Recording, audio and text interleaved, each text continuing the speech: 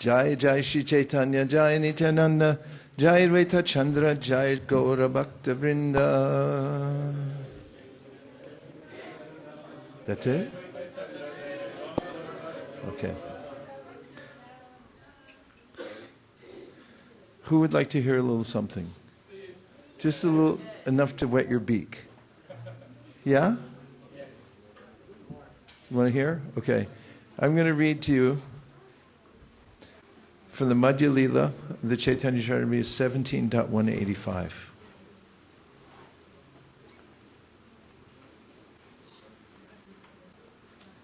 So, Sri Chaitanya Mahaprabhu, in his travels,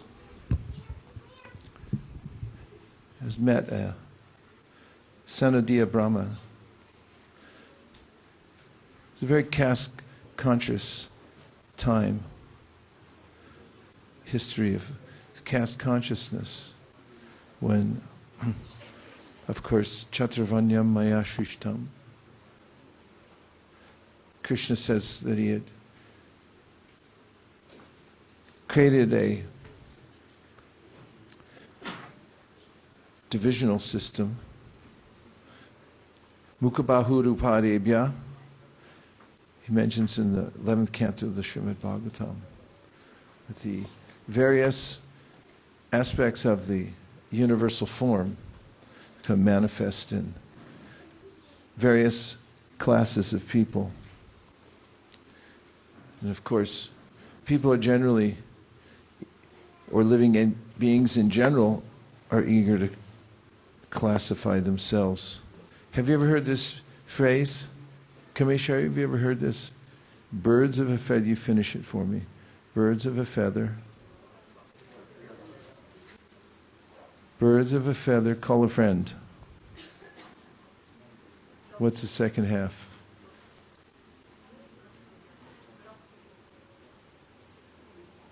Birds of a feather. Somebody tell her. One of your friends.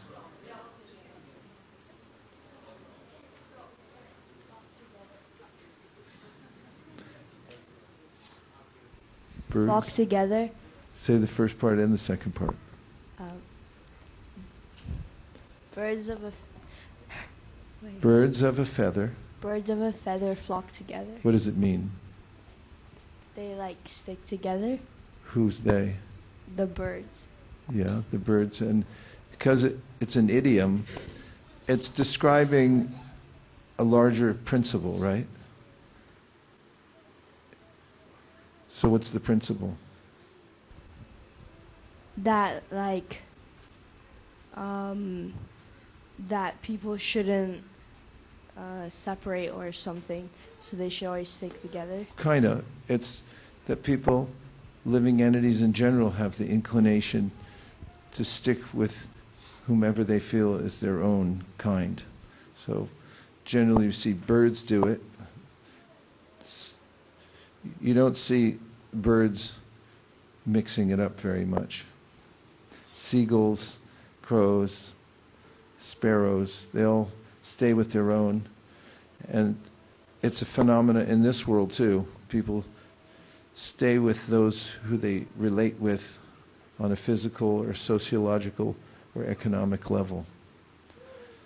And so there's a way in which when Chaitanya Mahaprabhu was traveling, he met different types of people. And at that time, as a sannyasi, he was expected to stick to the norm, which was that sannyasis were expected to only stay in homes. Staying means they would eat food from the people there that were in the highest level of the Brahmin caste. This is making more sense now how I'm applying it to the Chaitanya Charitamrita. So he met a brahmana, a Sanadiya Brahmana, and Srila Prabhupada explained, as we were listening on the way home from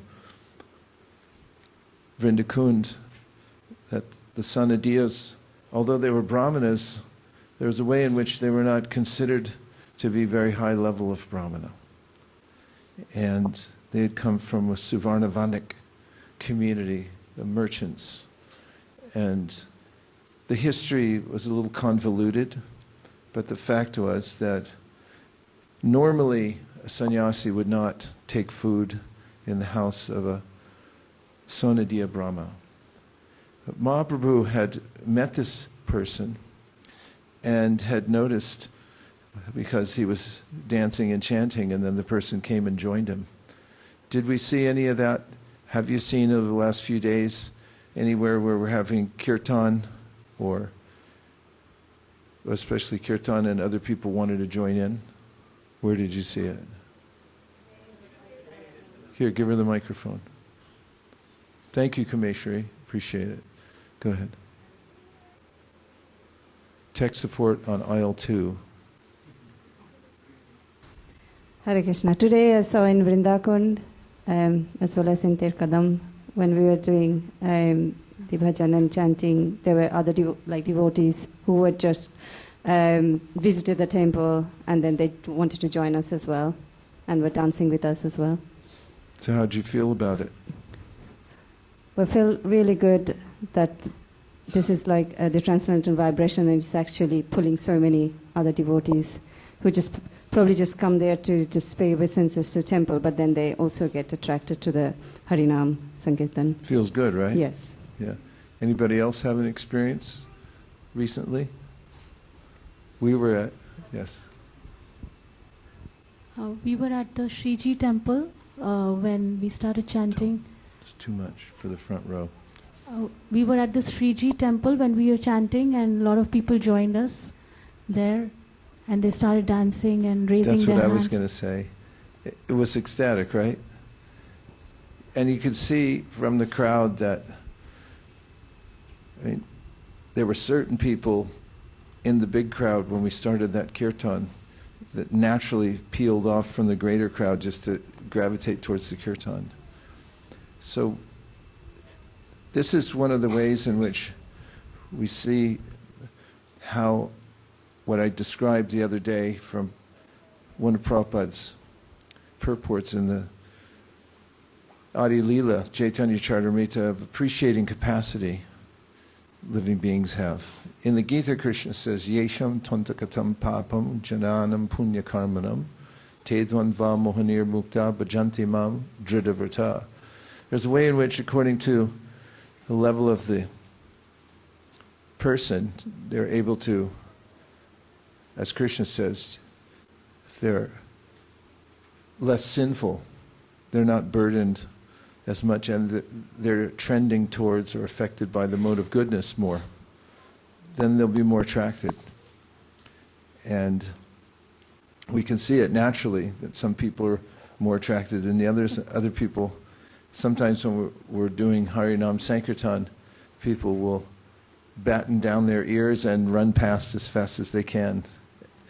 And other people will make a sour face, or some people will smile, and some people will come in and want to dance. So Mahāprabhu was doing that. He started that, going out in public and chanting Hare Krishna. So while he was doing it, a Sonadiya Brahmin came and he joined in. He saw the ecstatic mood of Chaitanya Mahaprabhu, and his mood matched it. And Mahaprabhu went to his home.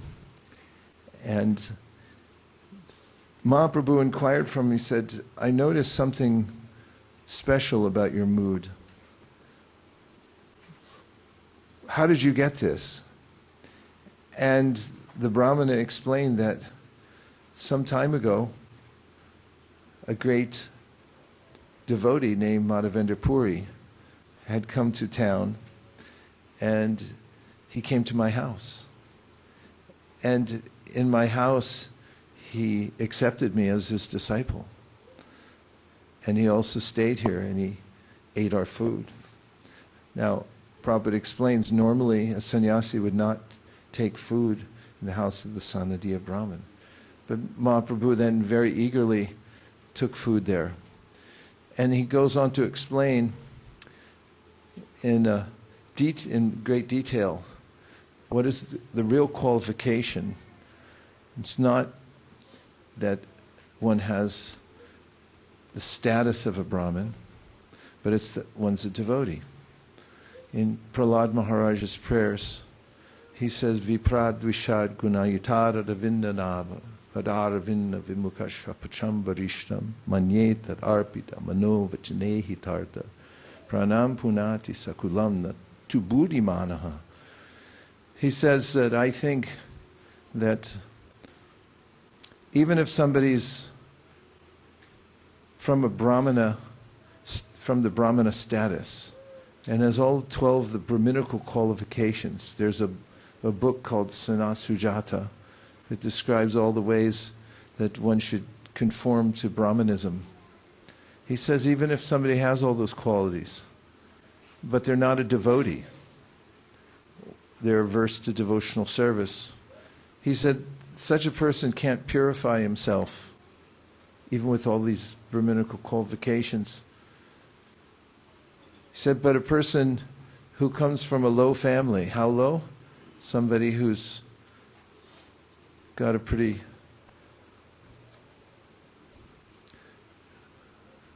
inferior diet, śvapaca. It's one of the ways that the status is meted out is by what people eat. That's pretty common. So if somebody comes from one of those families where they eat things that would cause other people to cringe, who are in the mode of goodness, Prahlāda Mahārāja says, if they come from that background, but they've become a devotee, then they're purified. What's more, they can purify not just themselves, but also their families and everybody else. It's the main consideration, if one's a devotee or not a devotee. And so Mahāprabhu, when he found out that this brahmana that he had been having kirtan with was a disciple of Madhavendra Puri, Mahāprabhu offered obeisances to him. He said, you are on the level of my spiritual master, because Srila Ishvara Puri is the spiritual master of Mahāprabhu. And this person would then be the godbrother of Srila Ishvara Puri. So the etiquette was, okay, you're my guru also. As one should treat the godbrothers and godsisters of the guru the same way one treats one's guru, with that much respect. And then the brahmana felt embarrassed that this sannyasi said, no, you're a sannyasi. And not only that, you're the Supreme Personality of Godhead. But still Mahāprabhu kept that etiquette with him. But then Mahāprabhu agreed to accept his service in his house. And the point was that he had taken meals there, because the qualification of that person was not whatever status society had discerned was his status, but his status was based on his devotional service. It's the main point. It's a very sweet point. So we came across this purport where Prabhupada makes this point in great detail, and it's extremely interesting. Would you like to hear it? Yes. I'm so lucky. Ready? Yes. A devotee's behavior establishes the true purpose of religious principles. The behavior of Madhavendra Puri Goswami is the essence of such religious principles. Srila Bhaktisiddhanta Saraswati Thakur gives the following commentary on this passage. A sadhu, or honest man, is called a mahajan, or a mahatma. The mahatma is described thus by Lord Kṛṣṇa in the Bhagavad Gita 9:13. If you know the verse, you can sing it along. Mahatmanas tumam partha daivim prakritim ashrita bhajantyananya manaso gyatva bhutadim avyayam. O son of Pritha, those who are not deluded, the great souls are under the protection of the divine nature. They are fully engaged in devotional service because they know me, as the Supreme Personality of Godhead, original and inexhaustible. In the material world, the word Mahatma is understood in different ways by different religionists. Mundaners also come up with their different angles of vision. For the conditioned soul busy in sense gratification, a Mahajan is recognized according to the proportion of sense gratification he offers. For instance, a businessman may consider a certain banker to be a Mahajan, and karmis desiring material enjoyment may consider philosophers like Jaimini to be Mahajanas. There are many yogis who want to control the senses, and for them Patanjali Rishi is a Mahajan. For the Jnanis, the atheists Kapila, Vaiśeṣika, Durvasa, Dattatreya, and other impersonalist philosophers are Mahajanas. For the demons, Hiranyaksha, Hiranyakashipu, Ravana, Ravana's son, Meghananda, Jarasandha, and others are accepted as Mahajans. For materialistic anthropologists, speculating on the evolution of the body, a person like Darwin is a Mahajan. The scientists who are bewildered by Krishna's external energy have no relationship with the Supreme Personality of Godhead, yet they are accepted by some as Mahajanas. Similarly, philosophers, historians, literary men, public speakers, and social and political leaders are sometimes accepted as Mahajans. Such Mahajans are respected by certain men who have been described in Srimad Bhagavatam as follows: Shvavid Varahoshta Kodai Samstuta Parashat Pashu Nayat Karna Pato Peto Jatu Nama Gadagraja. Does anybody know that verse? It's naming different animals. So this is, hey Sri Ram, Hare Krishna, thanks for coming. Great to see you. This is who is speaking in this verse? I believe it is the elder speaker. Huh? Yeah, the one that was selected at Naimisharanya. Yeah, Shaunika. So here he says, are you ready for this? Men who are like dogs, hogs, camels, and asses, praise those men who never listen to the transcendental pastimes of Lord Sri Krishna, the deliverer from evils. Thus, on the material platform, animalistic leaders are worshipped by animals. Sometimes physicians, psychiatrists, and social workers try to mitigate bodily pain, distress, and fear, but they have no knowledge of spiritual identity and are bereft of a relationship with God. Yet they are considered Mahajans by the illusioned. Self-deceived persons sometimes accept leaders or spiritual masters from a priestly order that has been officially appointed by the codes of material life. In this way, they are deceived by official priests. Sometimes people accept as Mahajans those who have been designated by Srila Vrindavan Das Thakur as Dunga Vipras, impostor Brahmins. Such impostors imitate the characteristics of Srila Haridas Thakur, and they envy Haridas Thakur, who was certainly a Mahajan. They make great artificial endeavors, advertising themselves as great devotees of the Lord, or as mystic hypnotists, knowledgeable in witchcraft, hypnotism, and miracles. Sometimes people accept as Mahajans demons like Putana, Trinavarta, Vatsa, Bhakta, Agasura, Denuka, Kaliya, and Prahlāda.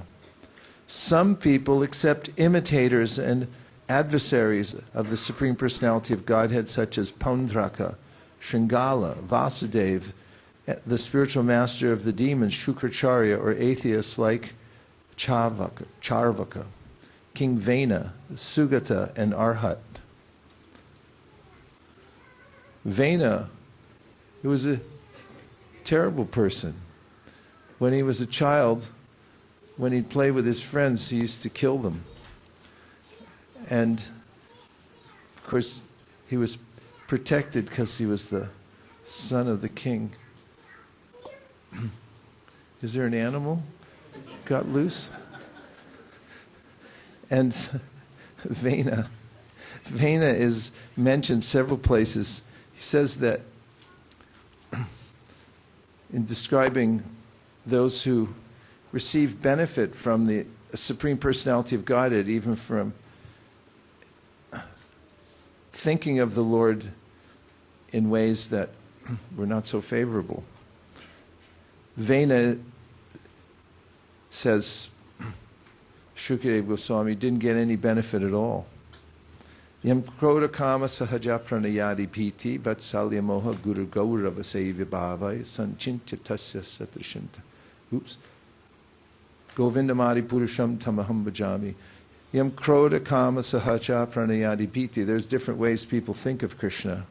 Some people out of fear, some people out of hatred, some people out of sahaja, natural friendly love, anger, and so forth. We see throughout the Srimad Bhagavatam. And they all got benefit because at least they thought of Krishna. He said Vena didn't get any benefit because he just said there is no God and he didn't think of Krishna. He was excluded. So all these characters, some people have faith in Vena and they consider him a Mahajan. That's exceptional, isn't it? I mean, what a list. If you made this list, you might want to think about your career. Make a career change. Sometimes people accept as Mahajans demons like Putana, Trinavarta, Vatsa, Baka, Agasura, Denuka, Kali, and Prahlāda. Some people accept imitators and adversaries of the Supreme Personality of God such as Paundraka, Shringala, Vasudeva. Even Paundraka got benefit. Because Paundraka, what did he do? Do you know what he did? What did he do? Here, give her the mic.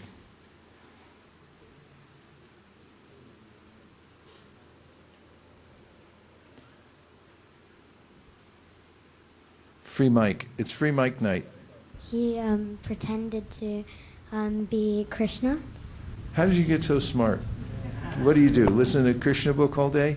So tell more about it. What did he do? He dressed up like Kṛṣṇa. That's right. He challenged him for a fight and to see who's the real Kṛṣṇa. So what do you think happened to him when Krishna killed him? He got liberated. Why? Because he still thought about Kṛṣṇa, but in a wrong way. Who are these kids?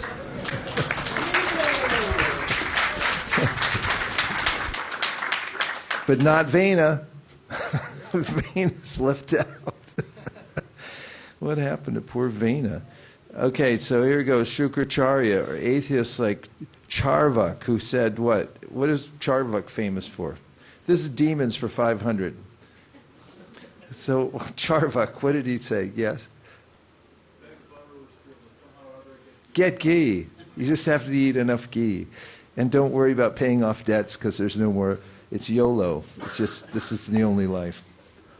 Okay. Charvak, Vena, there he is again, Sugata, and Arhat. People who accept such imitators as Mahajans have no faith in Sri Chaitanya Mahaprabhu as the Supreme Personality of Godhead.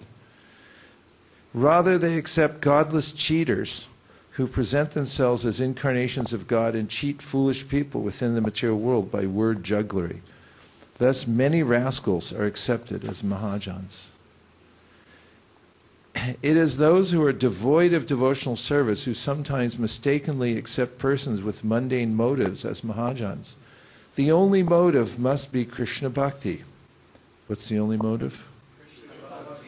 Devotional service to the Lord. Sometimes fruitive workers, dry philosophers, non-devotees, mystic yogis, and persons attached to material opulence, women, and money are considered Mahajans. But Srimad Bhagavatam 6.3.25 gives the following statement about such unauthorized Mahajans. Prayana Veda Taditam Prayena Veda Tadidam Na Mahajano Yam Devya Vimohita Matir Bhatamaya Yalam Trayam Jadi Kritamatir Madhu Pushpitayam Vaitanike Mahati Karmani Yujamana. In this material world, karmis, fruitive actors, are accepted as mahajans by foolish people who do not know the value of devotional service. The mundane intelligence and mental speculative methods of such foolish people are under the control of the three modes of material nature. Consequently, they cannot understand unalloyed devotional service. They are attracted by material activities and they become worshippers of material nature. Thus they are known as fruitive actors. They even become entangled in material activities disguised as spiritual activities. In the Bhagavad Gita, such people are described as Vedavada-rata, supposed followers of the Vedas. They do not understand the real purport of the Vedas, yet they think of themselves as Vedic authorities. People versed in Vedic knowledge must give two examples from the Bhagavatam.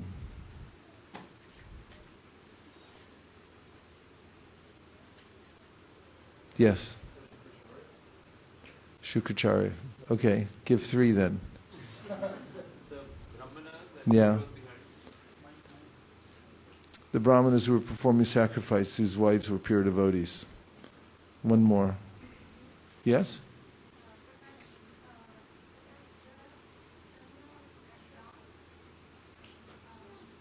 Which one?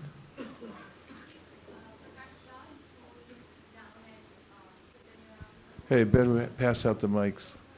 I'm having a hard time with it. Prakashanand Saraswati, who looked down at Chaitanya Mahaprabhu for being emotional. Yeah, he was a Mayavadi. Thought he knew the Vedas, but he got it all wrong. Sarvabhauma Bhattacharya in the beginning, before his conversion. Lots of people.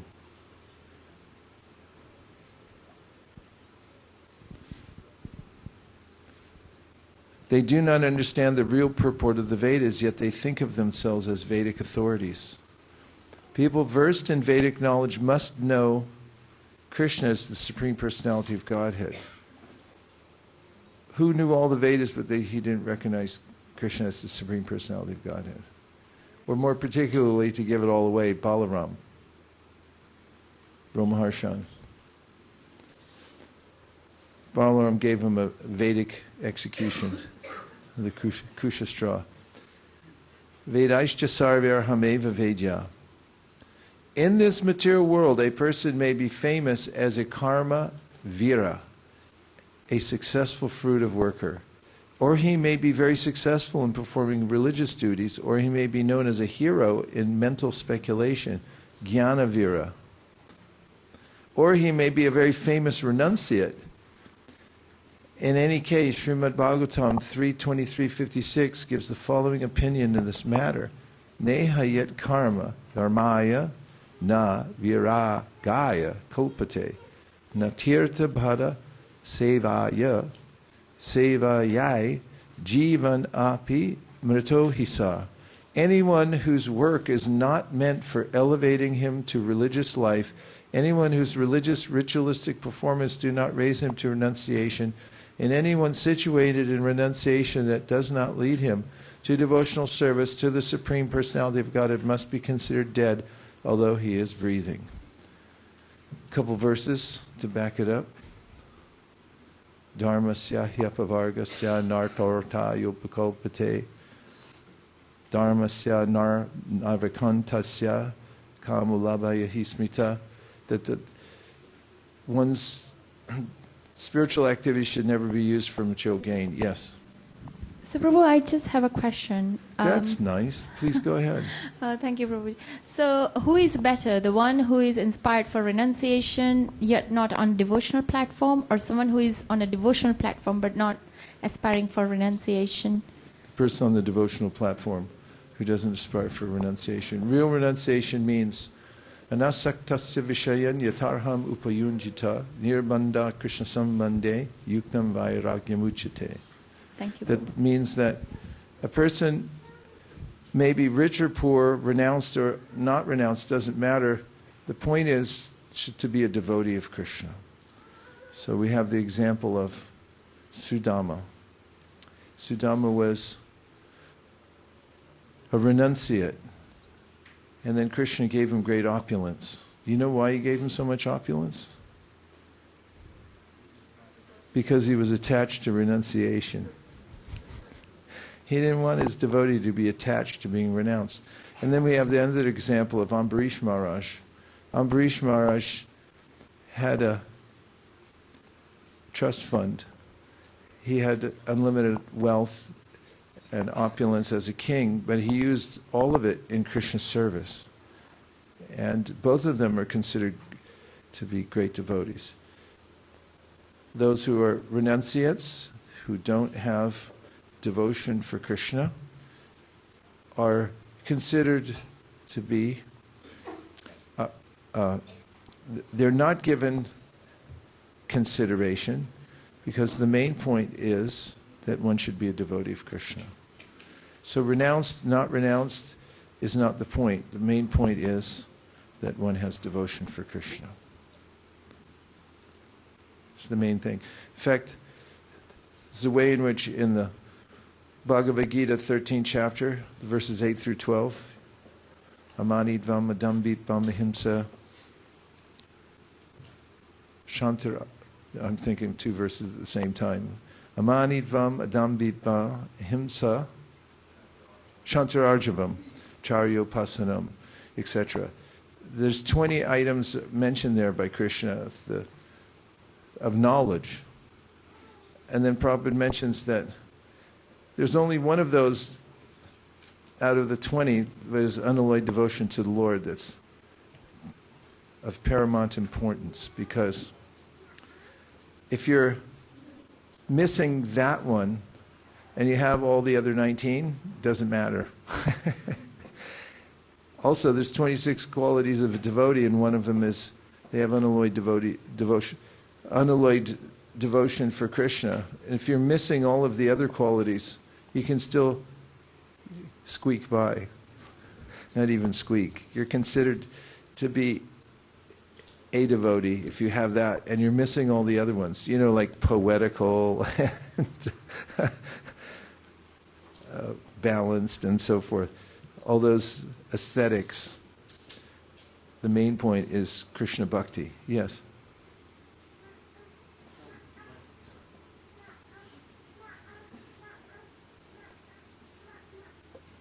I would like to submit a verse that you have quoted before. Yes? Bhagavad bhakti hinasya jati shastram japastapah apranasya dehasya mandanam lokaranjanam. If one is born in a high family like that of a brahmana, kshatriya or vaishya, but is not a devotee of the Lord, all his good qualifications as a brahmana, kshatriya or vaishya are null and void. Indeed, they are considered decorations of a dead body. It's such a stark analogy, isn't it? You get a nice outfit for somebody, but they're dead. Oh, that's really pretty. No, yeah, he's dead. Yeah, no. So that's the opinion of the Shastra. So many qualifications. Hiranyakashipu. Nobody was more renounced than Hiranyakashipu. I mean, after all, he stood on his tippy toes for millions of years until ants ate his body. I mean, if I feel an ant on my leg, I'm like, ah. He stood there reaching for the sky until the ants ate his flesh. And he was able to go on living, even though he didn't have a proper body. He just somehow took shelter within the bones of his body. But he was a demon, because his motivation was not to please Krishna, it was to please himself. So the qualification is if one's a devotee. Okay. The conclusion is that all pious activity, fruit of activity, religious principles and renunciation must ultimately lead to devotional service. There are different types of processes for rendering service. One may serve his country People in society, the varnashrama dharma system, the sick, the poor, the rich, women, demigods, and so on. All this service comes under the heading of sense gratification or enjoyment in the material world. It is most unfortunate that people, keep in mind this is Bhaktisiddhanta Saraswati, it's a paraphrase. It is most unfortunate that people are more or less attracted by such material activity and that the leaders of these activities are accepted as Mahajans, great ideal leaders. Actually, they are only misleaders, but an ordinary man cannot understand how he is being misled. Narottam Das Thakur says, Sadhu Shastra Guru Bhakya Chitete Karya Aikya. One should accept as one's guide the words of the sadhus, the Shastra and the Guru. A sadhu is a great personality like Sri Chaitanya Mahaprabhu. The Shastras are the injunctions of revealed scriptures, and the Guru or spiritual master is one who confirms the scriptural injunctions. Accepting the guidance of these three is the actual way of following the great personalities, Mahajans, for real advancement in life. Mahajano yena gata sapanta. Everyone say. A man covered by illusion cannot understand the proper way. Therefore, Sri Chaitanya Mahaprabhu says, Dharma stape hetu sadhura vyavahara. The behavior of a devotee is the criterion for all other behavior. Sri Chaitanya Mahaprabhu himself followed the devotional principles and taught others to follow them. Puru Gosai, Je Archana She Dharma Sar.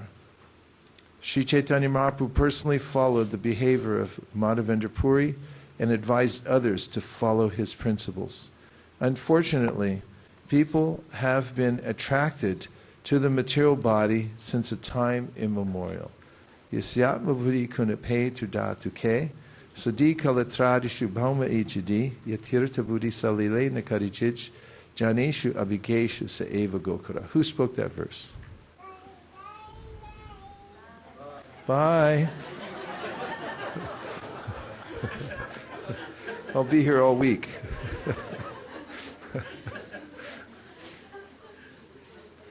It's Kṛṣṇa. Kṛṣṇa spoke the verse. Do you know where he spoke it and to whom? For more points? Yes, Yatma Buddhi. At Kurukshetra. Who was there? The answer is one word. Everybody. Everyone was there. All the sadhus, gurus, acharyas, demigods, everyone. And Kṛṣṇa, after everyone was waiting to see him, everyone came to Kurukshetra. I mentioned that today. Everyone came there to see Kṛṣṇa. I mean, what an event. Krishna's going to Kurukshetra to do some observance of sacrifice on the eclipse of the sun. The word goes out, and it's like, Krishna's going to be there, we're going to be there. So they all go there. And then finally there's an opportunity for Kṛṣṇa to address all the sages that are there at Kurukshetra. And what does he say? Yasyatma buddhi kunape dhatuke swadi kalatradishu bhoma ejidi yat tirtha buddhi salile nakadichit janeshu abigeshu saeva gokara.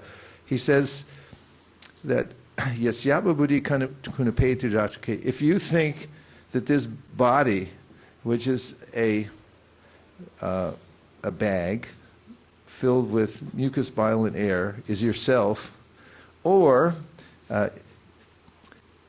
if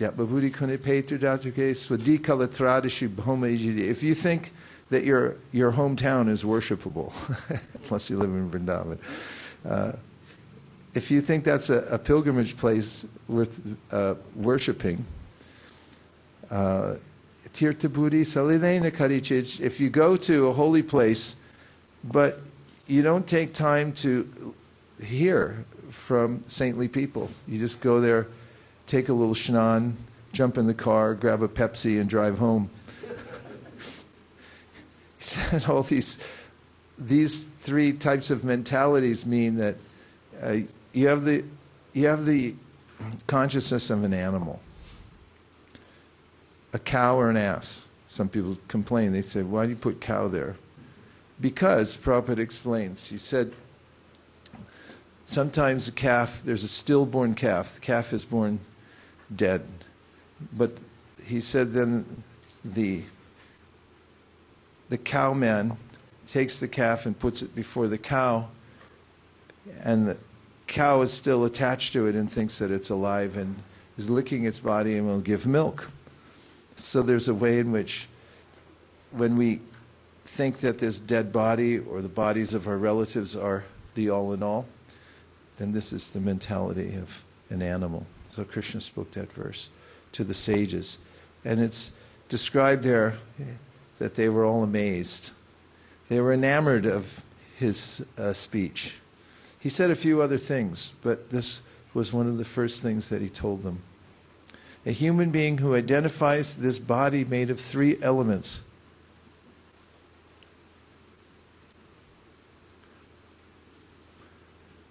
Sorry, I got a message while I was speaking. It was relevant to our talk tonight. A human being who identifies this body made of three elements with his self, who considers the byproducts of the body to be his kinsmen, who considers his land of birth worshipable, and who goes to a place of pilgrimage simply to take a bath rather than to meet men of transcendental knowledge there, is to be considered like an ass or a cow. Those who accept the logic of Gadalika Pravaha and follow in the footsteps of pseudo Mahajans are carried away by waves of Maya. Bhaktivinoda Thakur therefore warns, Miche Maya Boshe Jacho Beshe Kacho Habudububai Jiv Krishna Das E Bishwas Karato Ortukolai. This verse is from Bhaktivinoda Thakur's song Radha Krishna Bol. So Miche Mara Boshe Jacho Beshe Kacho Habudububai. What does Habudubu mean? Say Habudubu. Or give her the mic. Say Habudubu. Habudubu. Now say it 3 times. What?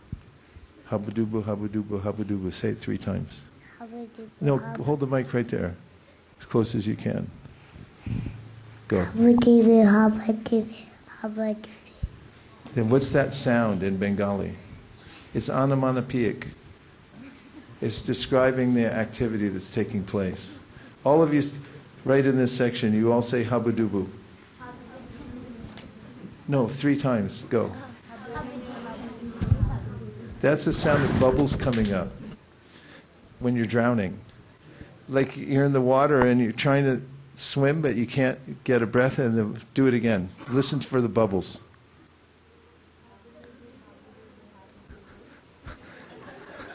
It says, Miche Maya Boshe Jacho Beshe Kacho Habudubu Bai. Brother, listen to me. You're drowning here. You can't get any air. There's just bubbles coming up. That's your life.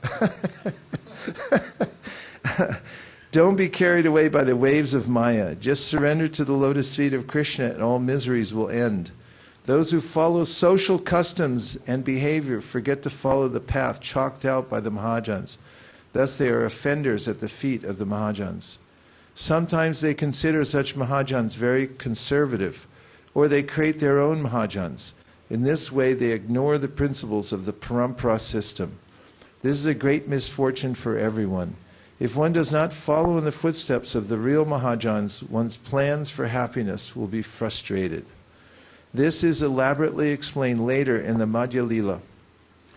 It is there stated, Paramakuruna Ishvara Keha Nahi Mane Swasa Mato Shtape Para Matera Kandane Tate Chaya Darshana Hoite Tatto Nahi Jani Mahajana Je Kahishe Shattamani Shri Krishna Chaitanya Vani Amrit Teradhar Theho Je Kahe Vastu She Tatto Shar.